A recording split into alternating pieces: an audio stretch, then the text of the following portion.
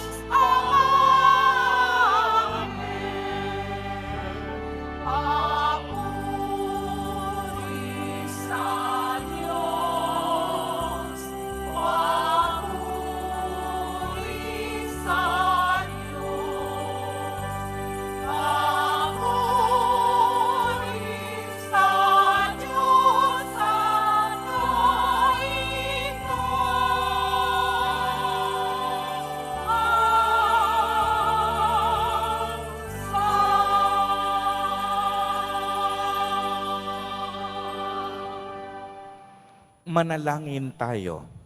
Ama naming makapangyarihan, nililingap mo ang mga walang inaasahan kung hindi ikaw.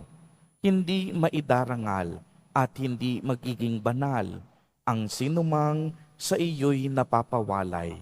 Dagdagan mo ang iyong kagandahang loob sa amin upang sa iyong pamumuno at pangangasiwang magiliw, mapakinabangan namin ang mga biyaya mo sa lupa bilang pagkakamit na namin sa makalangit mong pagpapala sa pamamagitan ni Jesucristo, kasama ng Espiritu Santo, magpa sa walang hanggan.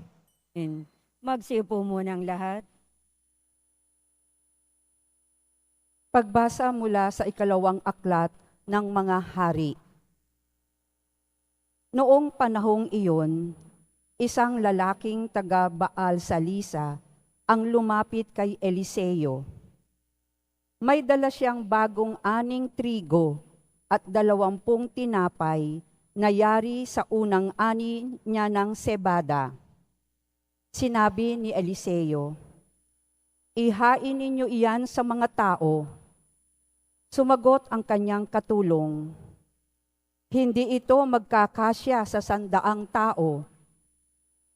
Iniutos niya uli, "Ihain ninyo iyan sa mga tao, sapagkat sinabi ng Panginoon, mabubusog sila at may matitira pa." At inihain nga nila iyon. Kumain ang lahat at nabusog, ngunit marami pang natira tulad ng sinabi ng Panginoon. Ang salita ng Diyos. Salamat sa Diyos. Pinakakain mong tunay kaming lahat o may kapal. Pinakakain mong kaming tunay lahat, O Panginoon. Magpupuring lahat sa iyo, O Poon, ang iyong nilalang. Lahat mong nilikha ay pupurihin ka't pasasalamatan. Babanggitin nilang tunay na dakila ang iyong kaharian at ibabalitang tunay kang dakila't makapangyarihan. Pinakakain mong tunay kaming lahat, O may kapal. Tanging Panginoon ang inaasahan ng tanang nabubuhay. Siyang nagdudulot ng pagkain nilang kinakailangan.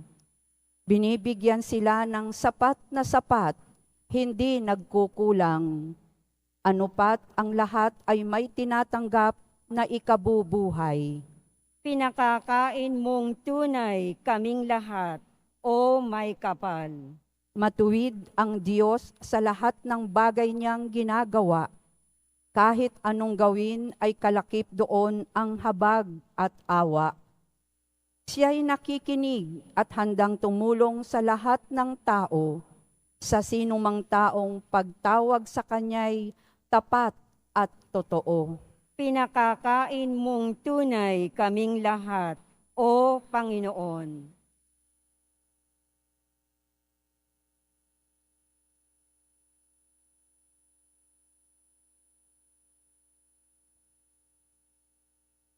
Pagbasa mula sa sulat ni Apostol San Pablo sa mga taga-Efeso.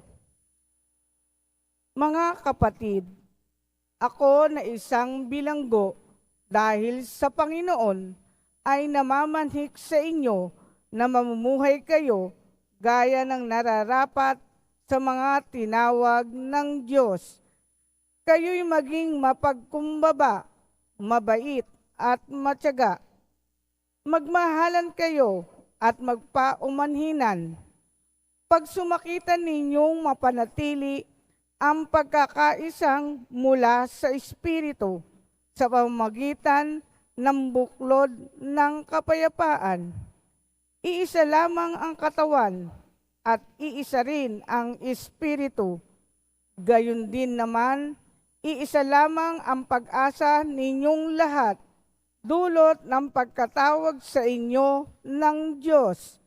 May isa lamang Panginoon, isang pananampalataya at isang pagbibinyag, isang Diyos at Ama nating lahat. Siya'y higit sa lahat, gumagawa sa lahat, at suma sa lahat.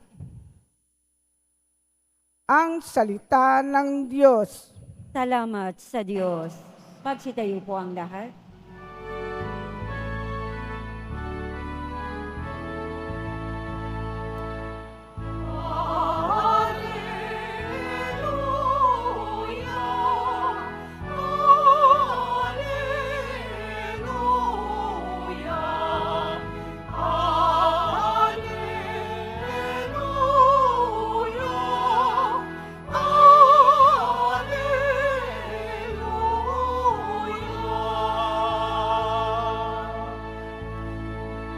Narito at dumating na isang dakilang propeta. Sugo ang Diyos sa bayan niya.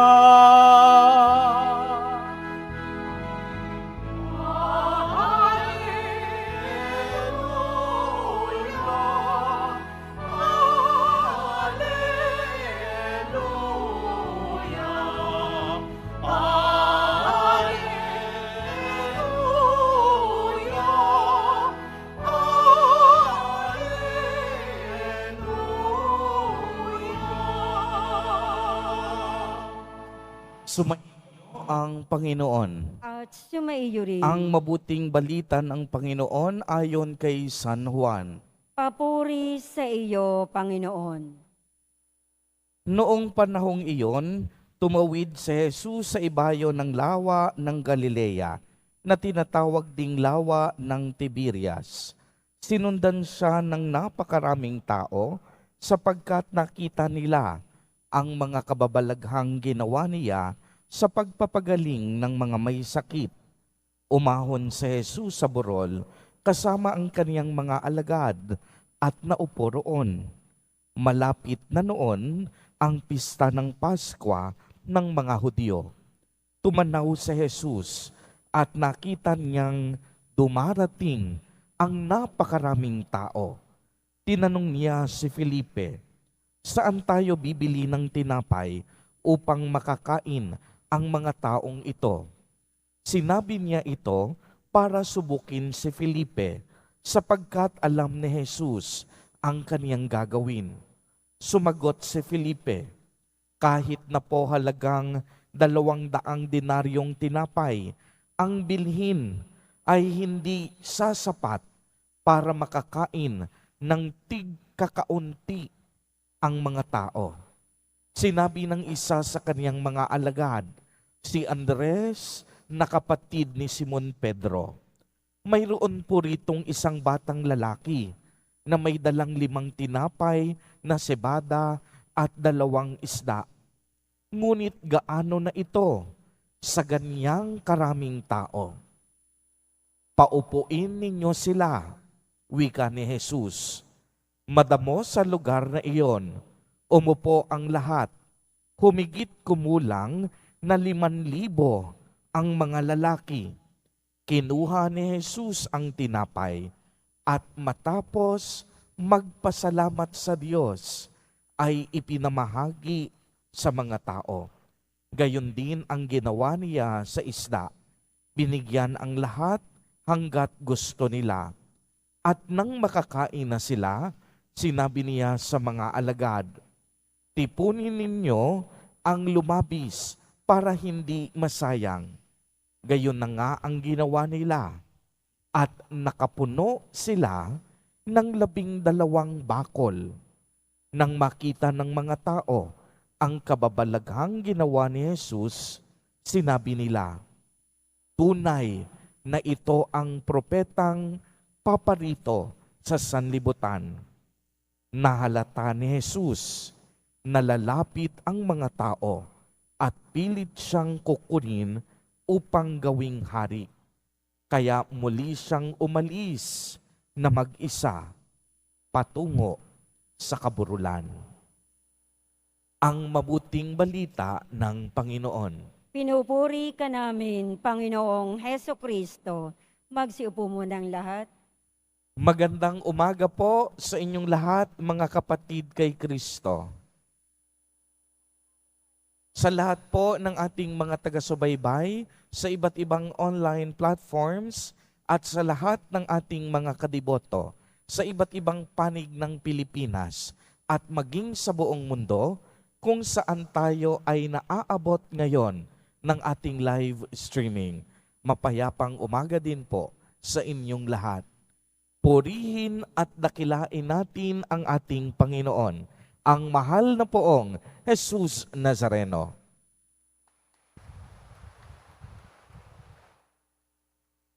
Mga kapatid kay Kristo at mga kadiboto, malugod po namin kayong tinatanggap sa Basilica Minor at Pambansang Dambana ni Jesus Nazareno.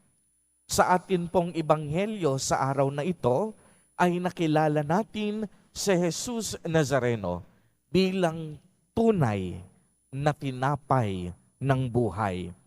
Sa pamamagitan ng 5 tinapay na sebada at 2 isda, pinaramin niya ang mga ito. Nagpasalamat si Jesus Nazareno sa Diyos Ama. Pinagpira-piraso ang mga iyon at ibinigay sa mga alagad upang ipamahagi sa mga tao. Naitala po sa ebanghelyo na noon ay may higit kumulang na 5,000 mga kalalakihan. At pagmasdan ninyo, wala pa sa bilang na ito ang mga kababaihan, ang mga bata, ang mga kabataan, at ang mga matatanda. At ano po ang sumunod na nangyari? Kumain ang lahat at sila ay nabusog hanggang sa gusto nila. At nang tipunin nila ang mga natirang pira-pirasong tinapay, lumabis pa ito at nakapuno pa sila ng 12 bakol na malalaki. Kaya nga ang magandang katanungan sa mga sandaling ito, sa ating kapanahunan, sa paanong paraan po natin natatanggap si Jesus Nazareno bilang tunay na tinapay ng buhay? Sa atin po bang pagrorosaryo? Sa ating simpleng panalangin, sa ating pagluhod, at sa ating pagpoprosesyon? Mga kapatid, simple lang ang kasagutan. Sa banal na Eucharistia, sa tuwing tayo ay tatanggap ng banal na komunyon, tinatanggap natin hindi ordinaryong tinapay, kung hindi tunay na katawan at dugo ni Kristo. Uulitin ko po, sa atin pong pagkokomunyon mamaya, hindi tayo tatanggap ng ordinaryong tinapay, subalit tatanggapin mismo natin ang tunay na katawan at dugo ni Kristo. Kaya nga siya ang tinatawag na tunay na tinapay ng buhay. Siya ang makakapawi sa ating espiritual na pagkauhaw at pagkagutom. Kaya nga magandang pagnilayan kung ano nga ba ang ibig sabihin ng Eucharistia na ating ipinagdiriwang, at sa sakramentong ito natatanggap natin ang tunay na katawan ng ating Panginoong Jesucristo. Alam po ninyo, ang Eucharistia ay hango sa salitang Griego na Eucharistien. Sa wikang Ingles, Eucharistia. At sa wikang Ingles, Eucharist. Sa wikang Filipino, Eucharistia.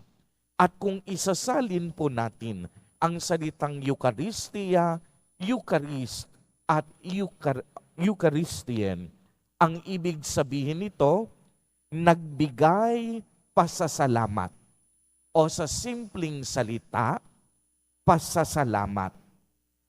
Kaya nga ang Eucharistia ay ang pasasalamat natin sa Diyos Ama. Ang Eucharistia ay ang pasasalamat natin sa napakaraming biyaya at grasyang natatanggap natin sa araw-araw ng ating buhay. Ang Eucharistia ang itinuturing nating pinakamataas na antas na ating pasasalamat at pananalangin sa ating Diyos. Kaya nga po ang isang tunay na deboto dapat marunong magpasalamat. Ang tunay na deboto dapat palasimba.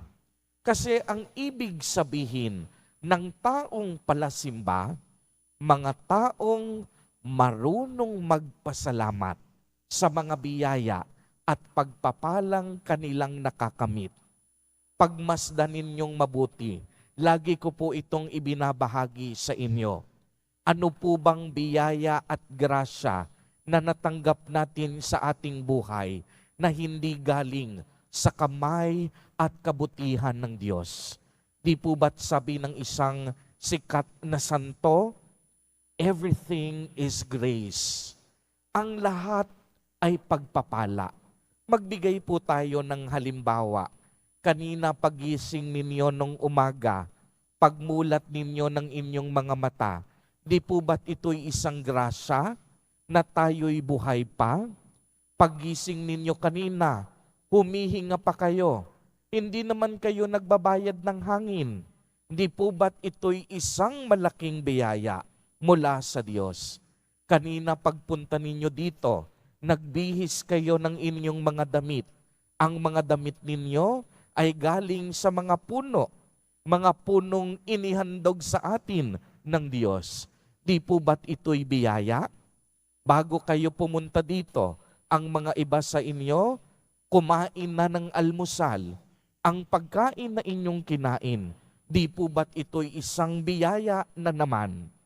Habang kayo'y papunta dito, nakapunta kayo sa Quiapo Church ng Ligtas, di po ba't ito'y panibagong biyaya na naman? Nakapunta kayo dito, nakikinig, sumasagot, di po ba't ito'y malaking biyaya mula sa Diyos? At kung ating pagninilayan, bawat segundo at bawat minuto ng ating buhay, biyaya at pagpapala mula sa Diyos. Kaya palakpakan natin ng malakas ang ating Panginoon. Sa walang hanggang biyayang patuloy niyang ibinibigay sa atin.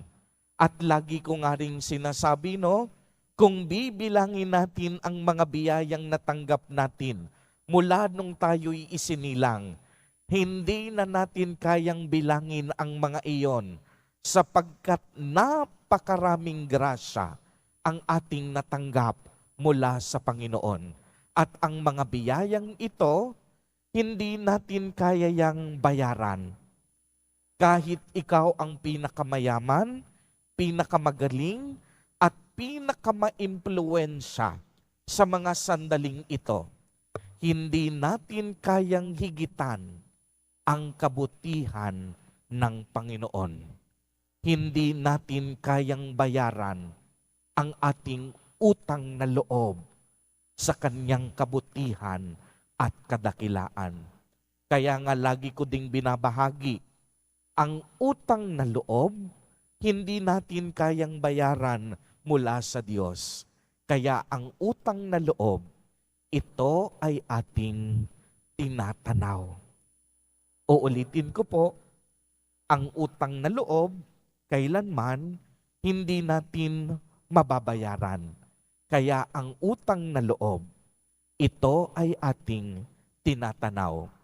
Pagmasdan ninyong mabuti sa konteksto ng Eucharistia, di po ba tayong lahat tumatanaw sa altar? At sino ang sinisimbolo ng altar?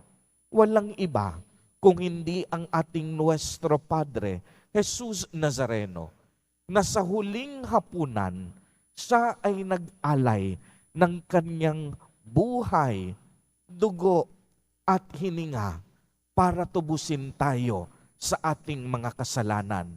Kaya nga ang Eucharistia ay hindi lang basta pag-alala sa nakaraan. Para sa mga Hudyo, ang pag-alala ay isang gawaing hindi natatapos. Ibig sabihin nito, sa tuwing ipinagdiriwang natin ang Eucharistia, hindi lang natin binabalikan ang kaligtasang ibinigay sa atin ni Jesus Nazareno, kung hindi ang Eucharistia ay pagsasangayon ng kaligtasang patuloy na ibinibigay ng Diyos sa ating lahat. Kaya nga, ang isang taong palasimba, isang taong malimit magpasalamat sa Diyos, isang taong laging tumatanaw ng kabutihang loob ng Diyos. Kaya nga dapat ang isang tunay na deboto, ang laman ng kaniyang puso, walang hanggang pasasalamat. At kapag tayo'y nagpapasalamat, laging nakadikit ito sa banal na Eucharistia. Ito ang tamang pagkakataon ng ating pasasalamat sa Diyos. Tingnan nyo kung gaano kabuti ang Diyos. Sa ating pagpapasalamat sa Kanya, ibinibigay niyang muli sa atin si Jesus Nazareno. Sa banal na komunyon, di po ba't tayo na ang nagpasalamat? Tayo pa rin ang tumanggap. Kaya nga mahalaga kapag tayo ay nagsisimba, tinatanggap natin ang katawan ni Kristo. Kapag tayo ay nagsisimba, higit pa ito sa ating pagrorosaryo at sa ating pagpoprosesyon. Dahil tanging sa Eucharistia lamang natin tinatanggap si Jesus Nazareno bilang tunay na tinapay ng buhay. Sa tuwing tayo'y nagkukomunyon, pinatatawad ng Diyos ang maliliit nating kasalanan.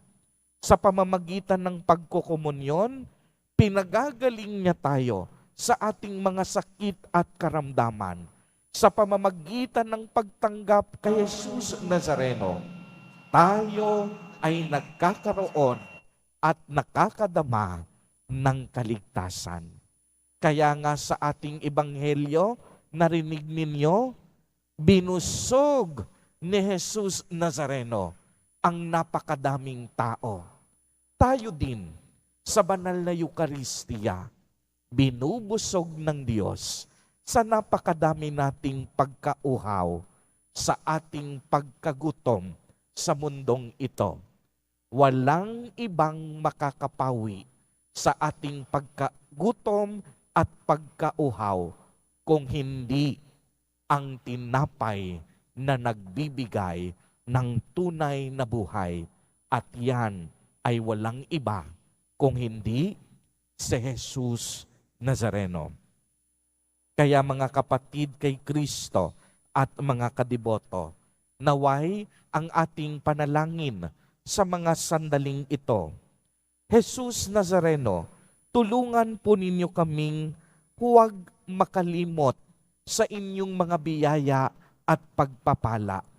Ikaw po ang tunay na tinapay ng buhay na nagbibigay sa amin ng ibayong kalakasan. Ipaalala po ninyo lagi sa amin na walang saysay ang aming buhay kung wala sa inyong piling. Ipaalala po ninyo sa amin na mas mahalaga kayo ang inyong katawan na nagbibigay ng tunay na buhay kaysa anumang aming makamundong pangangailangan. At higit sa lahat, turuan po ninyo kami na tumanaw at magpasalamat sa inyong kabutihan at kagandahang loob sa araw-araw ng aming buhay. Amen. Purihin at dakilain natin ang ating Panginoon, ang mahal na poong Jesus Nazareno. Tumayo po ang lahat at ating ipahayag ang ating pananampalataya. Sumasampalataya ako Sa Diyos, amang makapangyarihan sa lahat, na may gawa ng langit at lupa.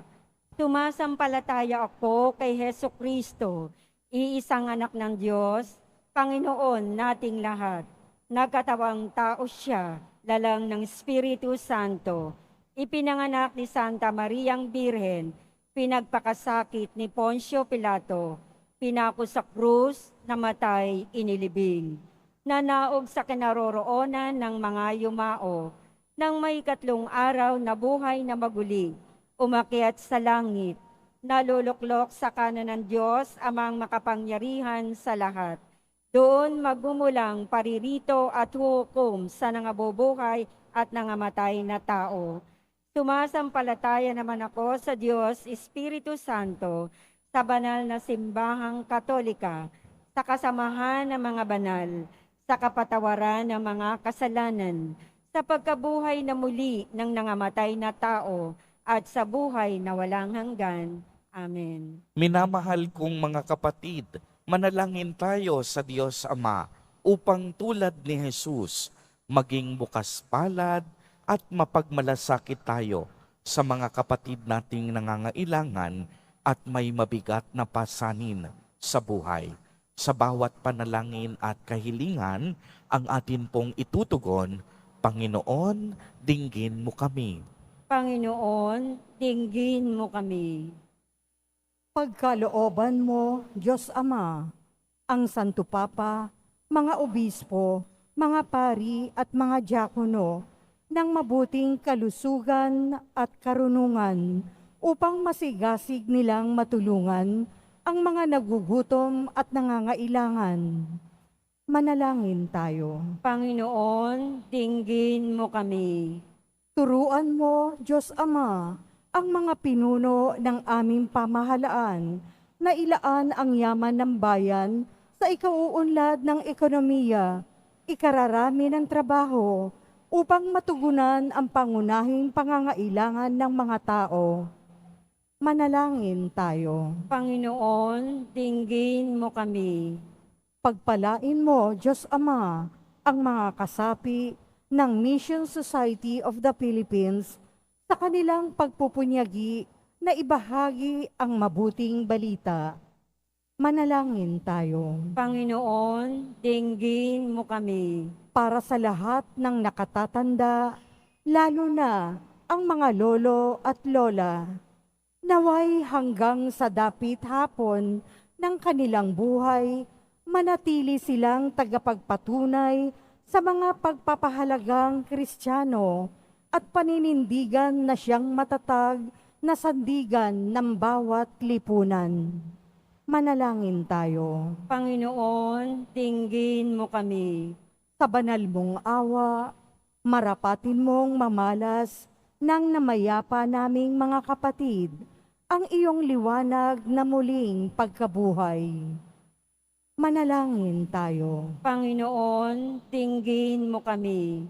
Isama din po natin sa ating mga panalangin sa mga sandaling ito ang mga kapatid at kadiboto natin na nagdiriwang ng kanilang mga kaarawan sa araw na ito, ang mga mag-asawang nagdiriwang ng anibersaryo ng kanilang mga kasal, gayon din ang mga kapatid at kadiboto nating may malubhang sakit at karamdaman, at mga pamilyang sa ngayon ay nagugutom at walang makain.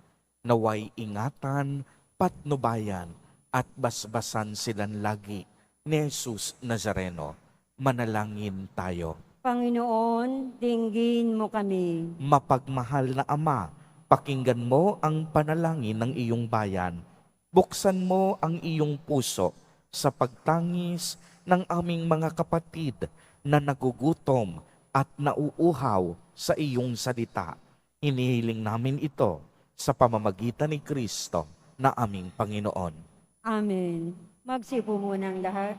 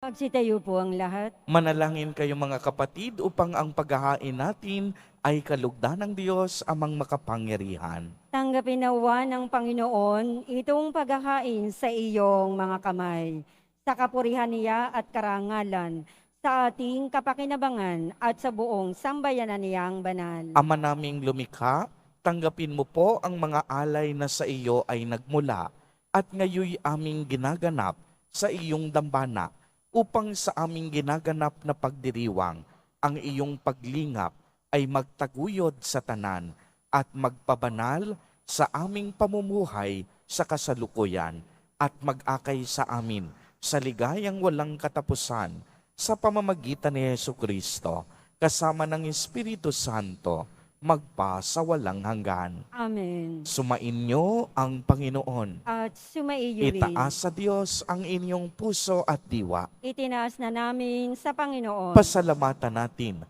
ang Panginoong ating Diyos. Marapat na siya ay pasalamatan. Ama naming makapangyarihan, tunay ngang marapat na ikaw ay aming pasalamatan sa pamamagitan ni Jesucristo na aming Panginoon. Lubhang nabagbag ang kaniyang loob sa pagkakamali ng tao sa sansinukob, kaya't minabuti niyang siya'y ipinanganak ng birheng bukod mong pinagpala sa babaeng lahat. Sa labi ng imbing kamatayan, kami ay inagaw ng namatay mong anak.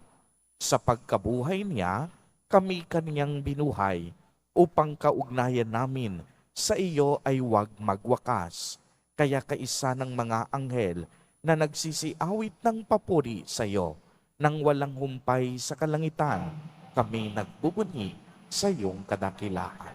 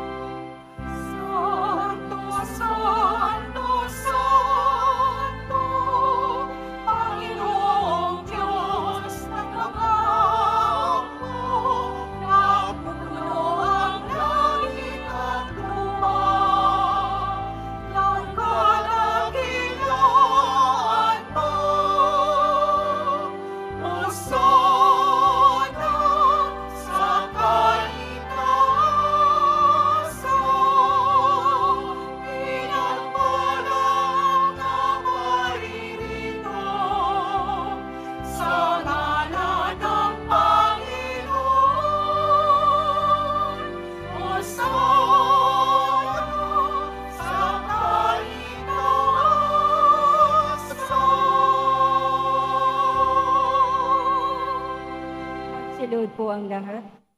Ama naming banal, ikaw ang bukal ng tanang kabanalan. Kaya't sa pamamagitan ng iyong Espiritu ay gawin mo pong banal ang mga kaloob na ito upang para sa amin ay maging katawan at dugo ng aming Panginoong Jesucristo. Bago niya pinagtiis ang kusang loob na maging handog, hinawakan niya ang tinapay, pinasalamatan kaniya. Pinagati-hati niya iyon, iniabot sa kaniyang mga alagad at sinabi, "Tanggapin ninyong lahat ito at kanin. Ito ang aking katawan na ihahandog para sa inyo."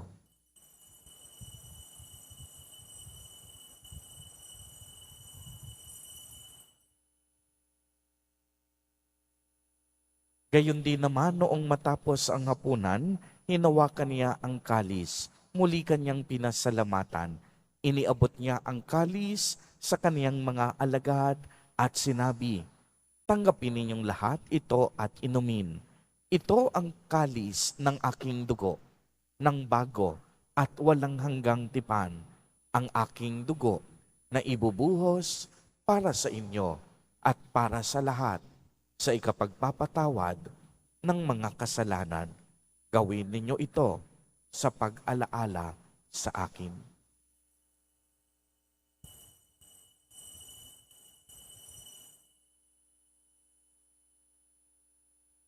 Magsitayo po ang lahat. Ang misteryo ng pananampalataya. Si Kristo'y namatay, si Kristo'y nabuhay, si Kristo'y babalik sa wakas ng panahon. Ama, ginagawa po namin ngayon ang pag-alaala sa pagkamatay at muling pagkabuhay ng iyong anak. Kaya't iniaalay namin sa iyo ang tinapay na nagbibigay buhay at ang kalis na nagkakaloob ng kaligtasan. Kami po'y nagpapasalamat dahil kami iyong minarapat na tumayo sa harap mo para maglingkod sa iyo. Isinasamo namin na kaming magsasalo-salo sa katawan at dugo ni Kristo ay mabuklod sa pagkakaisa sa pamamagitan ng Espiritu Santo. Ama, lingapin mo ang iyong simbahang laganap sa buong daigdig. Puspusin mo kami sa pag-ibig kay isa ni Francisco na aming Santo Papa at ni Jose na aming Obispo at ng Tanang Kaparian. Alalahanin mo rin ang mga kapatid naming nahimlay nang may pag-asang sila'y muling mabubuhay. Gayon din ang lahat ng mga pumanaw. Kaawaan mo po sila at patuloyin sa iyong kaliwanagan. Kaawaan mo at pagindapatin kaming lahat na makasalo sa iyong buhay na walang wakas, kay isa ng mahal na Birheng Maria na ina ng Diyos, ng kabiyak ng puso niyang si San Jose, kay isa ng mga apostol at ng lahat ng mga banal na namuhay dito sa daigdig ng kalugod-lugod sa iyo, maipagdiwang nawa namin ang pagpupuri sa ikararangal mo sa pamamagitan ng iyong anak na aming Panginoong Hesukristo. Sa pamamagitan ni Kristo, kasama niya at sa Kanya, ang lahat ng parangal at papuri ay sa iyo, Diyos amang makapangyarihan, kasama ng Espiritu Santo, magpa sa walang hanggan.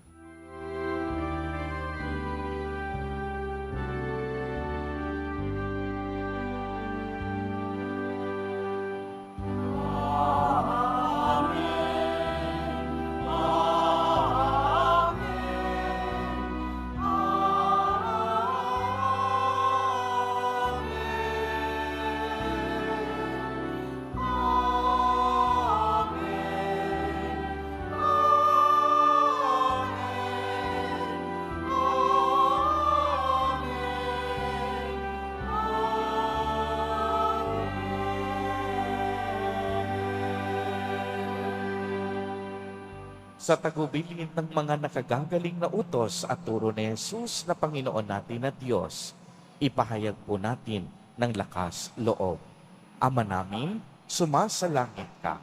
Sambahin ang ngalan mo, mapasa amin ang kaharian mo. Sundin ang loob mo dito sa lupa para ng sa langit. Bigyan mo kami ngayon ng aming kakanin sa araw-araw. At patawarin mo kami sa aming mga sala, para ng pagpapatawad namin sa nagkakasala sa amin. At huwag mo kaming ipahintulot sa tukso, at iadya mo kami sa lahat ng masama. Hinihiling namin na kami iadya sa lahat ng masama, pagkalooban ng kapayapaan araw-araw, iligtas sa kasalanan, at ilayo sa lahat ng kapahamakan, samantalang aming pinananabikan ang dakilang araw ng pagpapahayag ng tagapagligtas namin, si Hesu Kristo.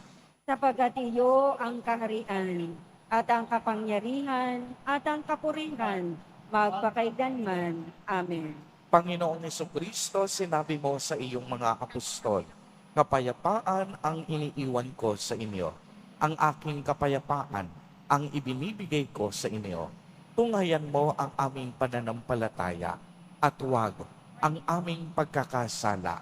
Pagkalooban mo po kami ng kapayapaan at pagkakaisa ayon sa iyong kalooban, kasama ng Espiritu Santo, magpa sa walang hanggan. Amen. Ang kapayapaan ng Panginoon ay laging sumainyo. At sumaiyo rin. Magbigayan po tayo ng kapayapaan sa isa't isa.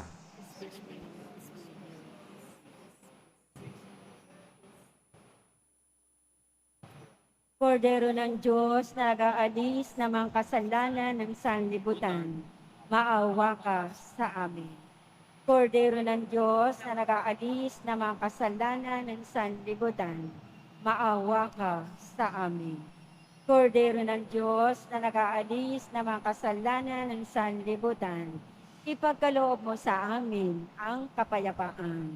Magsilod po ang lahat.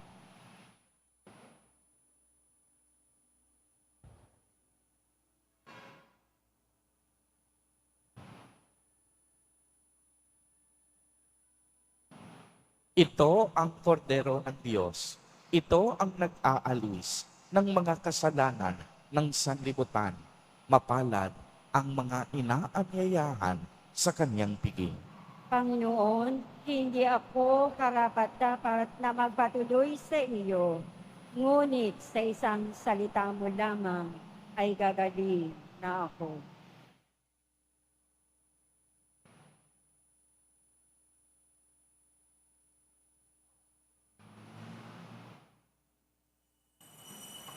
Para sa lahat ng tatanggap ng banal na komunyon, sasagot po tayo ng amen.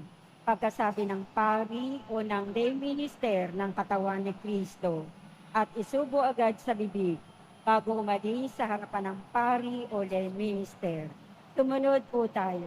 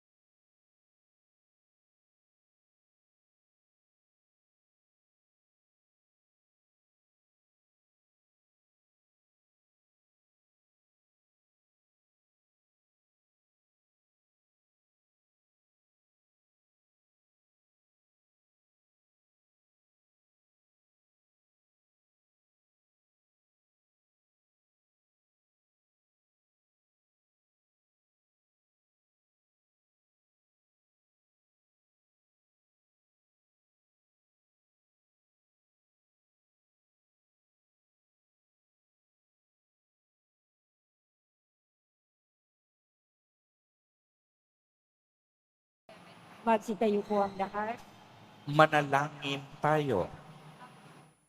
Ama naming mapagmahal, pinagsaluhan namin sa banal na pakikinabang ang alaalang walang kupas ng iyong anak na nag-alay ng sarili niyang buhay para sa aming kaligtasan. Ipagkaloob mong ito ay magdulot ng pag-unlad na ipinamana niya sa aming pagliligtas bilang tagapamagitan kasama ng Espiritu Santo, magpa sa walang hanggan. Amen. Sumainyo ang Panginoon. At sumaiyo rin. Pagbabasbas. Mahal na poong Jesus Nazareno, inihayag mo sa pamamagitan ng krus ang walang maliw na pag-ibig ng Diyos sa sangkatauhan.